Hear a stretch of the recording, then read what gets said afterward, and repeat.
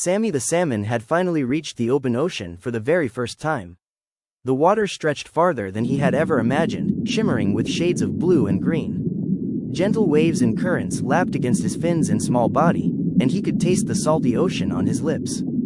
He was still just a small juvenile salmon, and although he felt excited about this new adventure, a tiny flutter of nervousness tickled his belly. The ocean was so vast, and he was so little, and everything around him seemed enormous and unfamiliar.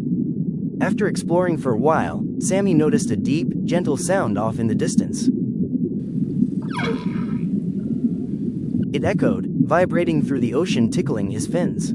Sammy's eyes widened as a huge whale swam gracefully toward him. His fins trembled, and he darted behind a waving kelp patch, unsure what to do. The whale approached and smiled kindly. "Hello, little one," the whale said in a soft, rumbling voice. "Welcome to the ocean." Sammy peeked out from behind the kelp. I'm a little scared," he admitted, his tiny heart beating quickly. "That's okay," said the whale. "Everyone feels that way when they try something new. But you're braver than you know. Look around. The ocean is full of friends, adventures, and things to discover.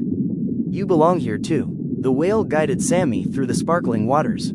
First, they swam past schools of silverfish, moving like clouds that shimmered in the sunlight. Sammy twirled and danced alongside them, amazed at how graceful and quick they were. Next, they glided through towering kelp forests, green strands of kelp swaying gently above and below. Sammy ducked under the long strands, giggling as he peeked at little crabs hiding in the shadows. Then, as the sun began to sink, they arrived at a place where tiny plankton glowed like stars, lighting the water with a soft, magical shimmer. Sammy swam through the glowing particles, feeling as if he had entered a fairy tale world beneath the waves.